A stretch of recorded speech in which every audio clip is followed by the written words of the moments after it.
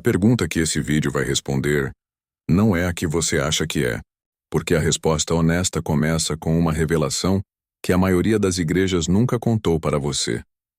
A palavra que sua Bíblia traduz como imoralidade sexual, a palavra na base de quase toda proibição cristã sobre sexo antes do casamento, não significa o que você foi ensinado a acreditar que significa. Em grego, essa palavra é porneia, e porneia não significa sexo antes do casamento. Nunca significou isso. Entender o que ela realmente significa muda completamente a pergunta que o texto está fazendo e a resposta que ele está dando. Hoje a gente vai entrar nesses textos com o mesmo respeito que temos dedicado a todos os outros temas nessa série, sem fazer o texto dizer o que ele não diz, sem jogar fora o que ele realmente disse, e com a coragem de encarar o que a tradição religiosa fez com essa palavra e com os corpos e as vidas de milhões de pessoas. Para entender esses textos, precisamos começar pela palavra que está no centro de tudo: porneia. Porneia é o termo grego traduzido em quase todas as Bíblias como imoralidade sexual ou fornicação. E durante séculos a tradição cristã usou esse termo como sinônimo de sexo fora do casamento. O problema é que essa equivalência não está no texto grego original. Porneia, no mundo greco-romano do primeiro século, referia-se a um conjunto específico de práticas: prostituição, relações sexuais dentro de templos pagãos como ato de culto a deuses, incesto, exploração sexual de escravos e relações que violavam a dignidade e a agência de uma das pessoas envolvidas. Não era uma palavra genérica para qualquer atividade sexual fora do casamento. Era uma palavra para práticas ligadas à exploração, à idolatria e à degradação humana. Isso não é uma interpretação progressista moderna. É o que os dicionários de grego bíblico estabelecem há décadas. Agora, 1 Coríntios 6.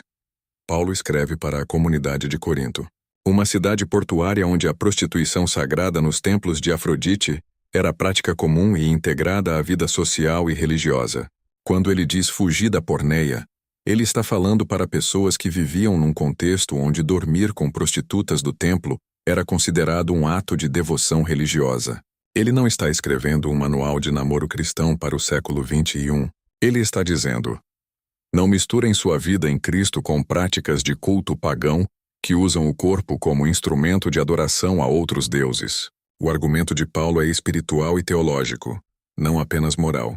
O contexto é de sincretismo religioso, não de namoro. Já o Cântico dos Cânticos é o texto bíblico mais eroticamente explícito da Escritura inteira. Dois amantes, que a maioria dos estudiosos acredita não serem casados no momento das conversas narradas, se descrevem com linguagem sensual, desejam um ao outro abertamente, buscam um encontro físico com alegria e urgência. O texto não condena isso, ele celebra, e esse texto está no cânon bíblico, considerado sagrado por judeus e cristãos há milênios. Vamos entrar nos símbolos. Quando Paulo diz que o corpo é templo do Espírito Santo, ele está fazendo uma afirmação radical para o mundo greco-romano. Na filosofia platônica dominante da época, o corpo era inferior à alma, uma prisão, algo a ser transcendido. Paulo inverte isso. O corpo não é inferior. O corpo é sagrado. O corpo é o lugar onde o espírito habita. Simbolicamente, isso não é uma proibição. É uma elevação. O corpo não é sujo. O corpo não é perigoso. O corpo é o território do sagrado. O que segue dessa afirmação não é uma lista de coisas proibidas. É um princípio. Trate seu corpo com a consciência de que ele é habitado por algo maior do que o ego, que as decisões sobre o que você faz com ele, com quem e de que forma, carregam peso espiritual. Isso é muito diferente de dizer que sexo antes do casamento profana o templo. É dizer que qualquer ação que degrade, explore ou use o corpo, seu ou de outra pessoa, como objeto sem subjetividade, viola o princípio de que o corpo é sagrado. A linguagem de tornar-se uma só carne é uma imagem de integração profunda. O encontro sexual no imaginário bíblico não é neutro. Ele une histórias, vulnerabilidades, partes não ditas de duas pessoas. Simbolicamente, o sexo tem peso existencial. Não porque seja sujo, mas porque é poderoso. Ele não é apenas prazer físico. É um ato que envolve a pessoa inteira. Corpo, psique, história, presença. O que se segue disso não é uma proibição baseada em status civil. É uma pergunta sobre consciência. Você está entrando nesse encontro com presença real? com respeito pelo peso do que está acontecendo, com consideração genuína pela pessoa com quem você está. O Cântico dos Cânticos usa a linguagem da água, do vinho, do jardim, da chuva que chega, todas imagens de fertilidade, abundância, fluxo de vida. O desejo sexual nesse texto não é uma fraqueza a ser contida, é uma força da natureza celebrada. Simbolicamente, o desejo é água, vida que quer fluir, que quando bem direcionada nutre e faz crescer. O problema não é o desejo. O problema é quando o desejo se torna extração, quando usa o outro como objeto para satisfação própria, sem consideração pela subjetividade e dignidade da outra pessoa. Reprimir o desejo não o purifica. Ele precisa de consciência, não de clausura. Esse é um dos temas onde a tradição religiosa causou mais dano desnecessário. A primeira distorção é que porneia significa sexo fora do casamento. Essa equivalência não está no texto grego original, não está nos dicionários de grego bíblico, não está nas práticas culturais do primeiro século. Ela foi construída pela tradição cristã medieval, influenciada pelo platonismo que desprezava o corpo. A segunda distorção é que o Cântico dos Cânticos é apenas uma alegoria espiritual e que por isso não tem nada a dizer sobre sexualidade humana literal. Usar a alegoria para apagar a dimensão erótica do texto é desonestidade interpretativa. A terceira distorção é que o corpo é inerentemente suspeito, que o desejo é uma fraqueza espiritual e que a pureza sexual é medida pela ausência de experiência. Essa visão não vem da Bíblia hebraica, vem de Platão e de séculos de desencarnação espiritual. O Deus que criou o corpo, segundo o próprio texto do Gênesis, olhou para ele e disse que era bom.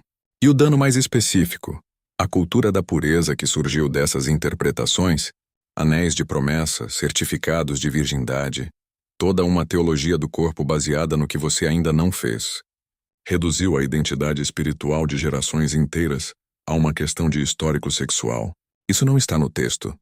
É contrário ao espírito do texto, que fala de dignidade como algo inerente, não conquistado por abstinência. Agora vamos trazer isso para a vida real. A pergunta que o texto bíblico está realmente fazendo sobre sexualidade não é: você está casado? É uma pergunta mais profunda e mais exigente. Você está presente? Você está sendo honesto? Você está tratando essa pessoa com dignidade? Essas perguntas se aplicam a qualquer pessoa, casada ou não. Porque existe sexo dentro do casamento que viola todos esses princípios, que usa o outro como objeto, que acontece por obrigação e não por desejo genuíno, que ignora a subjetividade e a dor da outra pessoa. E esse sexo, pelo princípio do próprio texto, é muito mais problemático do que o encontro de duas pessoas solteiras que se respeitam, se desejam genuinamente e estão presentes uma para a outra. A primeira pergunta prática é sobre consentimento e dignidade. Qualquer encontro sexual que envolva coerção, manipulação ou ausência de liberdade real de escolha viola o princípio central que o texto está defendendo. Não porque seja fora do casamento, mas porque trata um ser humano como objeto. Isso é porneia no sentido original, a degradação da pessoa através do uso do corpo. A segunda pergunta é sobre presença e consciência. O texto reconhece que o sexo não é neutro. Ele tem peso emocional, psicológico e espiritual. Entrar nesse espaço sem consciência desse peso cria fragmentação interna. Não porque seja pecado, mas porque o corpo e a psique não funcionam assim. A terceira pergunta é sobre honestidade relacional.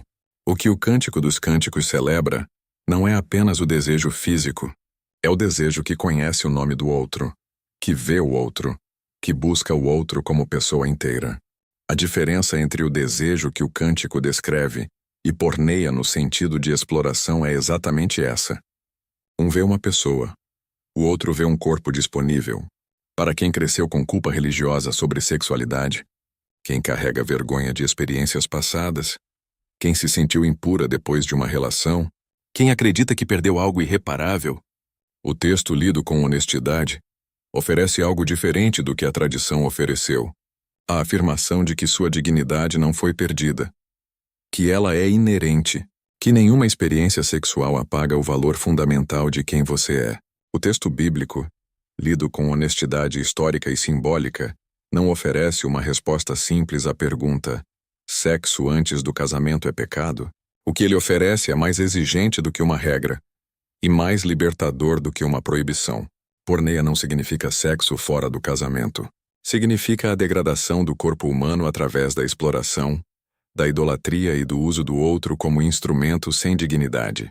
O Cântico dos Cânticos celebra o desejo erótico como força sagrada, água que flui e nutre, encontro entre dois seres que se veem completamente. E Paulo, ao dizer que o corpo é templo do Espírito Santo, não está criando uma lista de comportamentos proibidos. Está afirmando que o corpo importa, que o que você faz com ele, com quem e de que forma, tem peso espiritual real.